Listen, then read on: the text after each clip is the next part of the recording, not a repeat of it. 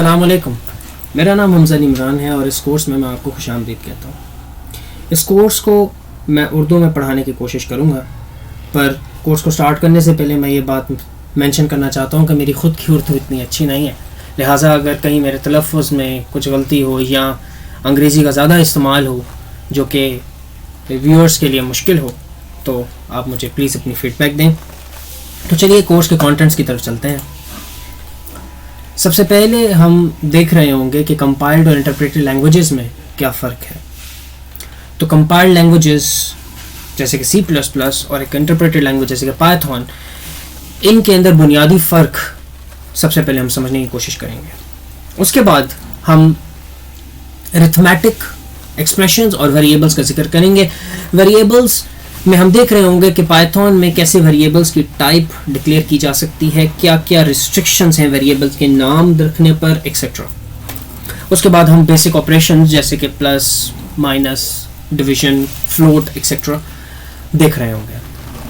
تیسرے نمبر پر ہم دیکھیں گے کہ کنڈیشنل سٹیٹمنٹس یا لوپس پائتھون میں کیسے لگائے جاتے ہیں۔ کنڈیشنل سٹیٹمنٹس ایسی سٹیٹمنٹس ہوتی ہیں جیسے کہ نام سے ظاہر ہے جس میں آپ کوئی کنڈیشن کو چیک کر رہے ہوتے ہیں، مثال کے طور پہ کیا یہ نمبر A نمبر B سے بڑا ہے یا چھوٹا ہے، لہٰذا اسے ایک کنڈیشن کہا جاتا ہے۔ ان پر چیکس لگانا سیکھیں گے۔ لوپ ایسی کمانڈز ہوتی ہیں جن کے ذریعے آپ کوئی سرٹن کمانڈز یا سرٹن اسٹیٹمنٹس کو بار بار چلا سکتے ہیں، آئٹریٹ کر سکتے ہیں۔ اس کے بعد ہم فائل ہینڈلنگ دیکھیں گے کہ کیسے کسی فائل سے ڈیٹا کو اٹھایا جا سکتا ہے اور پروسیسنگ کے بعد کیسے کسی فائل میں ڈیٹا کو ڈالا جا سکتا ہے۔ اس کے بعد ہم ڈیٹا سٹرکچرز کی طرف بڑھیں گے۔ میں مینشن کرتا چلوں کہ ڈیٹا سٹرکچرز خود میں ایک پورا کورس ہے، مگر اس کورس میں بھی ہم کچھ فیمس ڈیٹا سٹرکچرز، کچھ فیمس ٹائپس پائتھون کے اندر جیسے کہ ڈکشنری، لسٹ، سیٹس ایکسیٹرا کو دیکھ رہے ہوں گے۔ اس کے بعد ہم فنکشنز کا ذکر کریں گے۔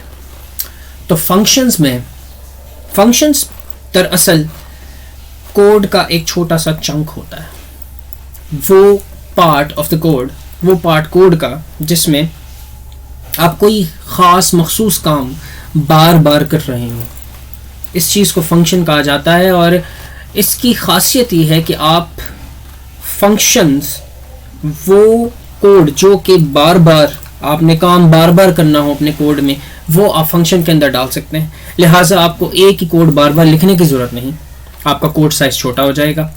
اور اس کے علاوہ اس کا فائدہ یہ ہے کہ آپ اس کوڈ کو، اس فنکشن کو کسی اور کوڈ میں دوبارہ استعمال کر سکتے ہیں، لہٰذا کوڈ ریوزیبلٹی، کوڈ کی دوبارہ استعمال ہونے کی صلاحیت بڑھ جاتی ہے۔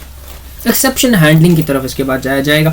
ایکسیپشن ہینڈلنگ سے مراد یہ ہے کہ جب کوئی ایکسیپشن، کوئی خاص قسم کا مسئلہ کرے ایگزسٹ کرے، جیسے کہ آپ نے کسی فائل کو اسیس کرنے کی کوشش کی اور وہ فائل آپ کے سسٹم پر موجود نہیں تھی، تو ایسے کیسز میں، ایسے حالات میں آپ کا جو کوڈ ہے وہ کریش ہو جاتا ہے، یعنی کہ رک جاتا ہے اور اچھے انداز میں نہیں رکتا۔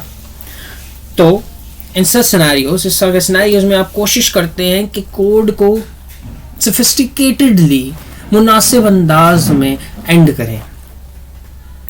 اس پرپس کے لیے، اس مقصد کے لیے آپ ایکسیپشن ہینڈلنگ کی ٹیکنیکس کو یوز کرتے ہیں، اس کو ہم بریفلی دیکھنے کی کوشش کریں گے۔ اس کے بعد ہم کلاسز کو ڈسکس کریں گے اور دیکھیں گے کہ کلاسز کیسے کریٹ کی جاتی ہیں اور ان کے کیا فائدے ہیں ایکسیٹرا۔ لاسٹلی ہم موڈیولز کے استعمال پر ڈسکشن کر رہے ہوں گے۔ موڈیول سے مراد یہ ہے کہ پائتھون میں آلریڈی بہت ساری ہیڈر، بہت سارے لائبریریز لکھی ہوئی ہیں، آپ ان لائبریریز کو سیکھنے کی یا ان لائبریریز کو استعمال کرنے کی کوشش کرتے ہیں اپنے کوڈ میں، تو وہ کیسے کیا جائے، یہ اس ٹاپک کا مقصد ہوگا۔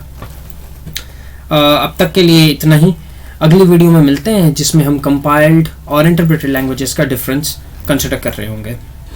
لاسٹلی میں ایک بات مینشن کرتا چلوں کہ اگر آپ یہی کانٹینٹ انگلش میں دیکھنا چاہتے ہیں، جو کہ میرے خیال میں قدر اردو سے بہتر ہوگا میری ویڈیوز کی کوالٹی کے اعتبار سے، تو ایگزیکٹلی سیم کانٹینٹ انگریزی میں بھی میرے چینل پہ جائیں, ایک پلے لسٹ میں موجود ہے, آپ اس کو فالو کر سکتے ہیں. Thank you very much. اللہ حافظ. It was hell lot of